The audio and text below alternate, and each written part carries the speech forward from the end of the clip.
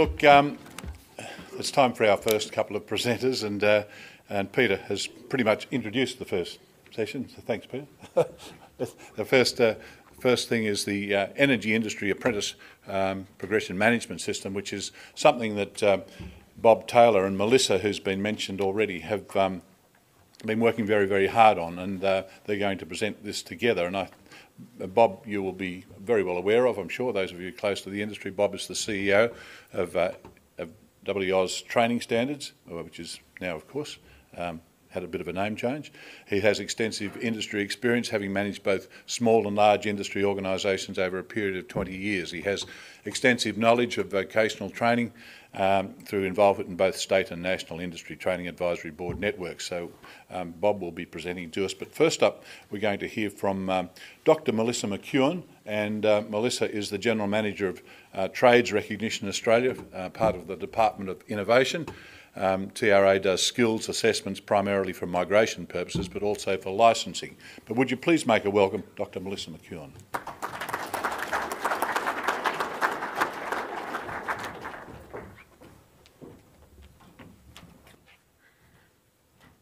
Thank you, Phil. And before I begin, I'd like to respectfully acknowledge the Central Laurenda people who are the traditional owners and custodians of the land on which we meet today.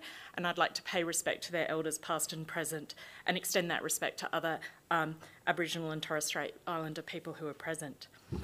So good morning and thank you for the opportunity. I'm sort of a ring-in here because Daniel Owen couldn't make it, and I do present his apologies. However, I'm very excited to be ringing on this because I think it's a brilliant project, and I think the work that Bob and his team have done with my colleagues to put it together is exceptional, and I think it does, as Peter said, open a real new opportunity for making a difference to the way that apprenticeships occur in this industry. So before we discuss the details, I'm going to do the standard public servant approach to tell you about our apprenticeship programs and about apprenticeship reform so that we give you a little bit of background. Whoops. And now I cannot operate the technology. There we go. Here we go.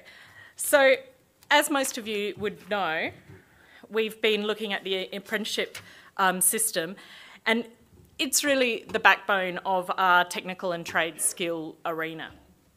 It supports skills development in your own industries, but also across a range of other industries. Over the past 18 months, the Australian government has invested significantly in trying to reform and to change the way we view apprenticeships. We identified that reform was required, and so in order to try and find the best way to progress that, we established the expert panel to look at possibilities for reform. As many of you would know, the expert panel report, A Shared Responsibility, Apprenticeships for the 21st Century, found that the Australian apprenticeship system needed reform to overcome low completion rates and to ensure its responsiveness to skilled labour demand, and also to deal with the complexity of arrangements across the country. I now feel that I'm going to say some form of cliche at any point now, which is kind of under pressure. Given me additional pressure here. Thank you. So the Australian government's now responded to the expert panel report and has begun implementing reforms.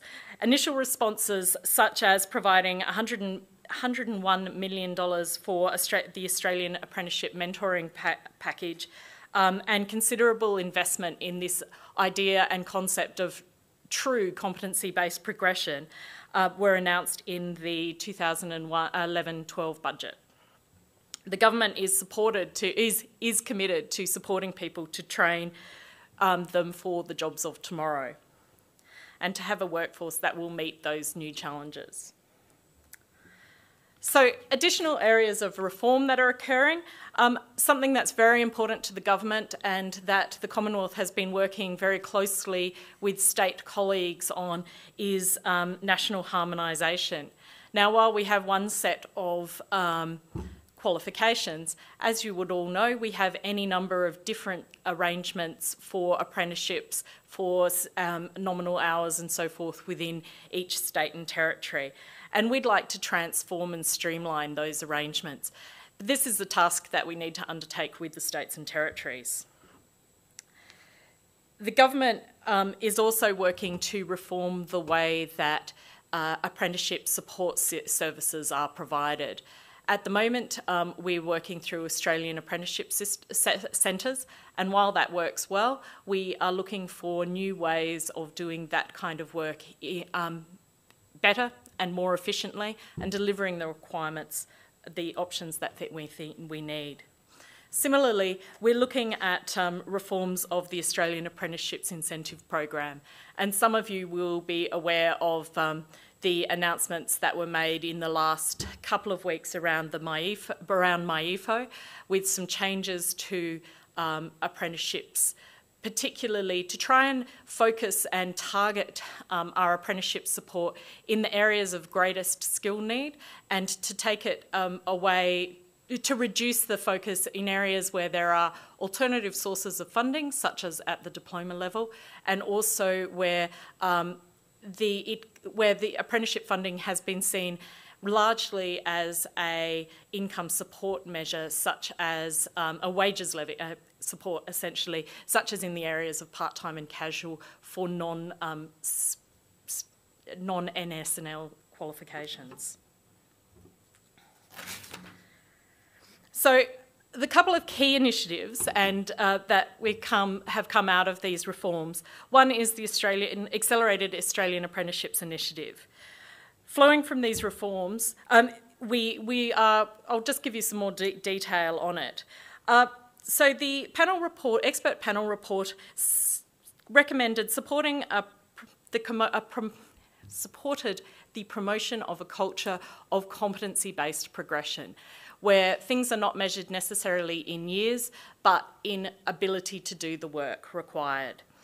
And in order to achieve this, though, it was recommended that in the past, when there have been attempts to look at this issue, they tend to have been driven by providers. What the government recognised and what the expert panel recognised was that to achieve real and lasting reforms in these areas, what needs to occur is a partnership with industry and with regulatory bodies to make it happen. And that's one of the reasons why it's very exciting that in this industry, where some of the largest numbers of barriers in terms of issues like safety occur, we have such a major project happening. We're looking at supporting industry to develop and implement innovative approaches. And I think that the approach that Bob will tell you a little bit more about shortly is going to be really a leading light in providing ideas to others about how we can do this work. The other key part of reform is around apprenticeship mentoring and advisors program.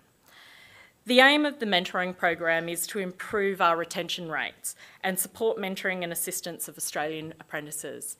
As we know, retention rates are not necessarily what they could be. While some industries have reasonably high retention rates, some don't. Sometimes retention is because people have the skills that they want and they leave the industry for that reason, and that's fine. However, there are still a lot of cases where people are leaving the industry before they've achieved their apprenticeship for the wrong reasons, and trying to find ways to support people through that is important. The mentoring program is targeted at industries and occupations with current or emerging skills needs. The program will also mentor Australian apprentices who face barriers to participation, for example, where they have come from an Indigenous background, they have literacy or numeracy problems, or apprentices in remote locations. The aim of the program is to support around 140 Australian apprenticeship advisors who will assist potential Australian apprenticeship candidates to choose the right apprenticeship for them. I mean, part of the problem can often be that people choose to go into an industry that they're not really suited to. Okay, and so I will hand over to Bob now to talk a little bit about the detail of the program that we are talking about today the Energy Industry Apprentice Progression Management System, which, as Peter said, is a bit of a mouthful. So, Bob. Thank you. Thank you, Melissa. I haven't got a set of slides because I'd like to try and do something a little bit different and talk about how this project came to the notice of Energy Skills Australia, as it is now. I think it happened probably about 3 years ago when I went to a launch of a Kickstart program, which, if everybody remembers, about apprenticeship incentives. It was announced by, at that time, the Minister for Education, who was Julia Gillard at the time, and it was a public forum. She opened the event, and everybody had their spiel about a raft of issues. A raft of issues, you got that one, Phil? That faced the apprenticeship system, and they put questions to the forum after the presentation. And if anybody remembers Dr. Denise Bradley, who did a review on the higher education review for the federal government, got up at the back and said apprenticeships are a waste of Australian taxpayers' money. Straight away, the alarm bells go off to the apprenticeship EOS Training Standards CEO. What the hell's going on here? What are the government looking at? What are they saying? Why would somebody who's a very high-level advisor talk about apprenticeships being a waste of Australian taxpayers' money? Then she went into her speech about completion rates and the things that are obviously available to all us. Our industry in particular is something that treasures apprenticeships, and you could see the bulldozer coming over the hill looking at the traditional type apprenticeship of time-based, anniversary, progression, all those things that have held us in good stead over 100 years. I thought to myself, what are we going to do here? Let's make sure we look at our apprenticeship system. Let's have a real good look at it. And we did a paper to Denise Bradley on the productivity of apprentices and the value of apprenticeships in our industry, which was, I have to say, was well received by Dr. Bradley. That sort of modified things a little bit, and there was an expert panel set up in Australia to look at apprenticeships. And one of the things that did come out was competency-based progression. In our industry, we have a completion rate of around about 62%, and it varies year to year. We've got the highest completion rate of any trade. However, if you think of the figures, 38% don't finish. So 100 kids start, 38 don't. And we need to address those issues. The expert panel, I think, after reading the report, and you need to get a hold of that report because it'll affect your industry and also where we go in the future. A whole bunch of things came out. We got together a team to look at what that report meant to our industry. Just in sequence to this, Daniel Owen from, I call him Desert, Department of Innovation, said, look, we've got some funding to look at the horrible word. And I said to him at the time, that accelerated word ain't going to go down too well. And they kept maintaining this accelerated word. They've actually listened and said competency-based progression is the term that should be used. For some unknown reason, I think the Minister had a brain explosion and decided it would be called accelerated apprenticeships, probably for political purposes, whatever. But this is not our program. Our program is based on quality, quality, quality, all the way through the program.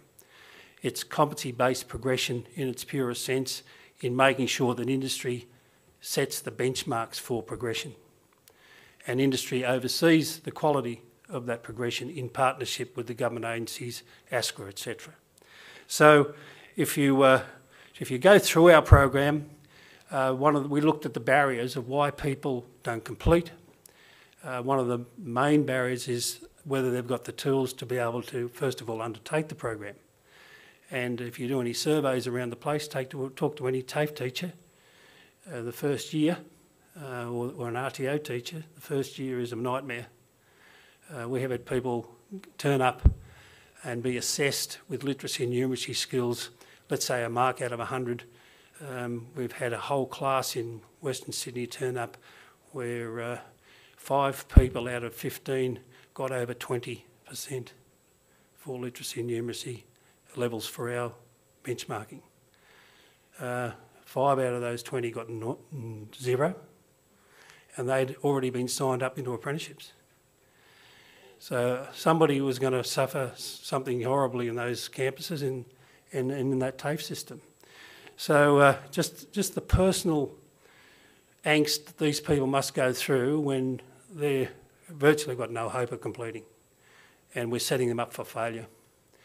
So part of our submission was to look at all those factors that stop people completing, looking at the issues that faced RTOs, employers, industrial partners, all the things that we tried to make sure that our apprenticeship system wasn't going to be put under attack by the accelerated program, which I think is a horrible word, and you can take that back to the Minister, Melissa. I think we know that. Just some of the things, we put together a team that said, let's get this submission done, and I have to take my hat off. There was 4 of us on a team, John Shearston, Anthony Plevy, Juan Maddock and myself, and we sat down, and for virtually two to 3 months we just think tanked this whole program. We looked at models from New Zealand, and God heaven forbid we had to accept that maybe they've got a better system than we have. Jeez, Tracy. Anyway, we looked at some of the things that they do. We looked at the industry input in New Zealand, and virtually the industry run their apprenticeships. They set the benchmarks, they engage the RTOs, and virtually the industry is responsible for its own outputs in New Zealand. We thought that sounds pretty good to us. However, the work that has to go into that is something that's it's something to behold when you sit down and try and work out across 8 different countries, going through 8 different state legislations, etc., etc., etc. So we put that submission together, put the submission to government, and to our delight, we managed to get this project up and going. Some of the cornerstones to our project are entry level, making sure people have the chance to succeed rather than fail, and there will be benchmarks set for entry level into these apprenticeships, this pilot. We have 2,500 over 2 years to engage in this. We've engaged 26 RTOs across the country who are willing to participate in this pilot. First of all, I'll get back to the benchmarks. There's a benchmark set for entry, and that's been gathered over a period of time and experience in our industry. We've got mentors who will go out and make sure, not just turn up and, I used to call them Pony Express mentors, you know, the field officers in the group training company. You stand on the corner and I'll drop your sheet off on the way past, but don't let the car stop. These people will be engaged fully in the welfare of the apprentice, but also offer advice to the employer. So these people will have access to all the records of those apprentices for monitoring purposes only, obviously. We're talking about benchmarks that are set by the industry and the regulator. And I include the regulator in the industry because that's who we deal with. We deal with the industrial parties, but we also have to deal with regulators. And we've engaged them right from the very beginning on this project. There'll be also an exit assessment, making sure that these people can work safely. And also there'll be benchmark progression on both off their time, but also their wages. So this is sort of I can see what the government's done. They've looked at us as a heavily regulated, heavily traditional industry. If we give these people the chance to run their own apprenticeships and have their quality mechanisms in place and they're successful, then why shouldn't we do it for other industries? And I think that model, hopefully, will be given to be successful. Let's hope we achieve what we're set out to do. Our personal or our internal targets for completion rates are 90%. If you look at any of our energy distributors, and they have these programs already in place, I think Energex, Bernard, correct me if I'm wrong, is 99.5%. completion rates, 99.5. I don't know what happened to the other half of the person, but that's completely fantastic. And if you look at what they do, it's really a mirror, or we're a mirror of that program, but we're trying to do it nationally. And it's something that is a real challenge to us. We're going to have to ask for people to be patient. We will make mistakes on the way through. But also with the RTOs that we engage, we will supply you the material to be able to deliver. And that will be free of charge in this pilot. So benchmarks will be set and given to you guys, resources to deliver, monitoring on the job will be given to the RTOs that participate. So that's really the guts of the program. It's something that is a challenge to this industry. If I've just read the thought of stuffing this up, I think that might be my last gig if it happens. But it's something that I think is inevitable. Our cohort and our demographics of our apprenticeships now, over a third of our apprentices are over the age of 24. So we're talking about not a 17 or 16 or 15-year-old person coming out of school and going into an apprenticeship now. We're talking about adults. We're talking about people who have life skills and probably been through a trade or something else on the way, who will bring life skills with them. Let's hope we don't get people sent out of TAFE classes because, you know, they're flicking rubber bands at each other. At the end of the day, we have to think what we do and how the demographics are changed in our apprenticeships. And it's something that I think we look forward to and hope we're successful at. And I know it won't be for the lack of trying from our organisation. Anyway, that's sort of a synopsis of how it came about. And Phil, that's about it for me.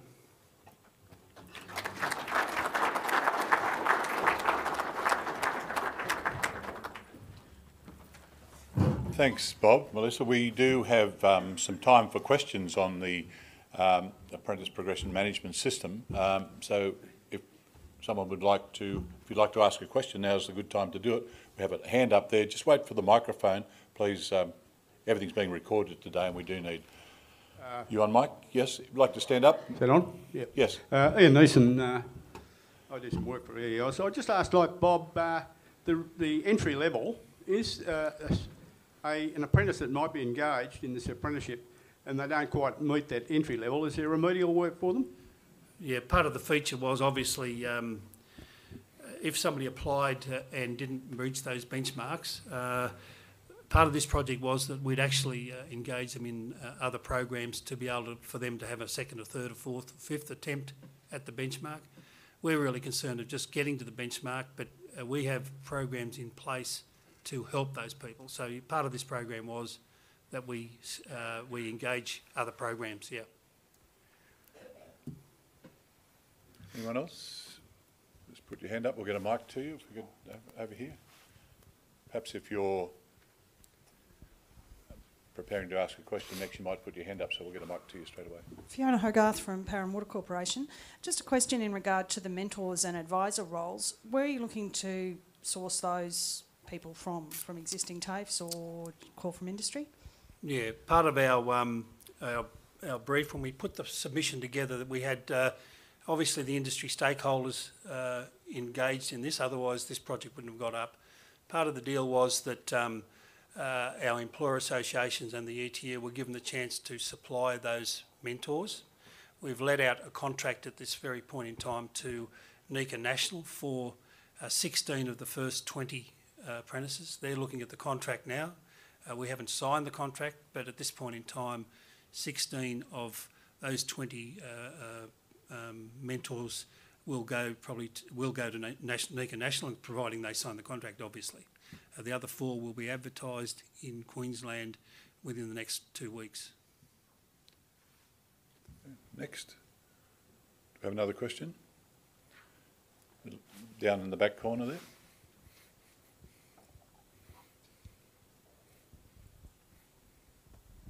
Yeah, Bob, Norm Carl from New South Wales Utilities ITAP. The delivery of the program is going to be very different to what's normally delivered by the RTOs. Is there professional development for teachers as well in how to deliver this new program? Yes. if you like, the blended learning model, or the blended learning model is part of this program, because as an RTO, if you think, how do you manage 15, so let's say it's a class of 15, how do you manage 15 people all at different progression points in a class? The only way this program could work would be through blended learning. And I talk about blended learning not computer learning, blended learning so people can learn at their own pace but still be supervised by a teacher in RTO, or in a private or public RTO. And that blended learning model is designed to be based on the computer, but have access to a teacher as well. So I hope that's answered the question. I just can't remember what it was. Professional development. Oh, professional development, yes. What we're going to do is we've got some champions identified in the RTO contracts who will professionally develop their skills for the blended learning model. So that's part of our role, is to go around with the RTOs and make sure their teacher or their champion for blended learning is professionally developed. Morris Graham, I'll just introduce Morris Graham, if he could come up. Morris is the project manager for this. So Morris will be managing the project. I'll give you his mobile number instead of mine shortly. So at the end of the day, Morris will be managing the project. We're well underway, and probably he might be able to answer some of the questions on the detail that if he wants to. Do you have something to add to that, Morris? Cool. I think we didn't go whoop whoop then. Yeah. So, I think the project is the next phase of the project is critical. We're in the process of developing the resource material, the assessment banks, and we're also in the process now of attracting the candidates into the program. And we also, of course, it's going to be vital to engage employers, and that's going to be one of the next things. And we're running them more or less in parallel at the moment. So over the next number of weeks, we're going to engage with NECA Master Electrician and also individual employers to start attracting potential employers into the program. So that's going to be vital, and we have to put on 1,000 apprentices over the next year. We're hopeful we get as many on as possible in the first couple of months, but realistically there will be some intakes throughout the year as well, probably mid intakes. Yeah, there's a lot of work. We're developing the IT infrastructure at the moment, which is going to be critical to this program, and that's got to be operational very early next year. So the blended learning resources will be up and ready to be used by the RTOs. In my travels over the last few weeks, the RTOs have been very supportive of the program, and they understand it's going to be a difficult program. And one of the things that I feel, when you look at apprentices coming into trade school, and I ran a trade college for about 10 years, and the training resources are pretty old, and a lot of the programs based on the old puppy packages, metal modules going back into the mid-90s. And so we really want to bring the program forward, make the training a lot more interesting for apprentices coming in. Most of the apprentices, when they go through high school and primary school, are being exposed to forms of blended learning, and we all know that with laptops and so on. And what's going to be important that we make the program a lot more exciting for them to attend. I mean, I think a few of us around here who are tradies remember the days when you walked into a classroom and the teacher had all the text on a big roll on a projector, and they just rolled it up and they said write it all down and walk out and then come back and roll the roll on again.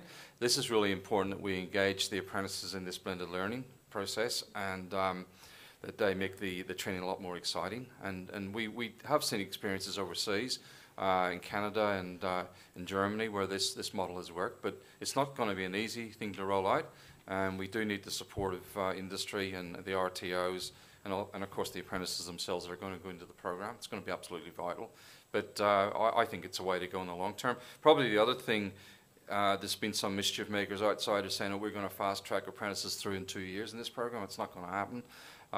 You know, the benchmarks will be set by the industry and the electrical regulators involved in that.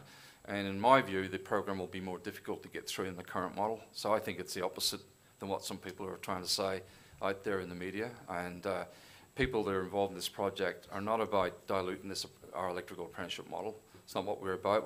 We've been involved in this for the last 20 odd years. So this is about, in our view, is making the apprenticeship more relevant to today and make it more the standard transferable. And the other thing too, which is going to be interesting for the RTOs, they're going to be benchmarked against each other. So they're taking a big chance coming into this program as well. But we think everyone who's coming into the program is really supportive. So it's a long answer right now. Any further questions? Your one and only oh, here we have, over here. Yeah, hi, I'm from Power and Water Remote Operations, John Harris. Look, we deal with a lot of Indigenous guys in really remote locations, and trying to get them trained for an RTO is really difficult in the Territory with cyclones and everything else and floods. So these mentors, are they going to be on the job as well as at school, or is it only going to be when they're at trade school? Yeah, well, I could probably answer that. It was really interesting when we put up the model to E&A. You're from Pawa, yeah? You're from Pawa? From Northern Territory? Power and Water? Yep, we call them Pawa, mate. At the end of the day, E&A, who have really good completion rates, did not want to participate in this pilot. So your organisation didn't want to participate in this pilot. So the blended learning resources won't be available until this pilot's finished to your organisation. I think it was a decision based on the completion rates of the distributors up there very high, and I don't think they wanted their completion rates put at risk by a pilot such as this until they find out how it's going. And I think that was we actually contacted E&A and said, who wants to be involved in this through your organisations? And they said, can we just wait to see how the pilot turns out? So those blended learning resources won't be available at this stage to your organisation. However, if it works out okay, they will be, and they will assist those people in those remote communities. And the mentors, hopefully, if this program continues, will be engaged in those remote areas. The idea is we have a ratio of 1 to 50. However, in regional areas, there's enough space in our contract to say, because of the travel and all the rest of it, they might end up with a ratio 1 to 12. So we have thought of that, and that's part of this program. However, at this point, your specific organisation is not participating. Okay, thank you. That's, well, very quick one. If we can get a quick question and a quick answer. Yeah, Rod Gunton. Having benchmarks for young people or individuals coming into the apprenticeship is great. Is there any benchmarks associated with employers being able to provide the full range of work to enable the support of the person going through that apprenticeship? Yeah. Yes, part of the mentor's role. We're in discussions, and I'd have to say Morris has led this discussion with all the state training authorities' training plans, trying to get a national training plan across Australia. If you look at the detail in the training plan, we're really conscious of the fact that people who sign up in that training plan understand what they're signing up to, particularly from the employer's point of view. They actually say in that training plan they are going to provide that training that's in those units of competence. The mentor's role is to make sure that the employer understands that training plan.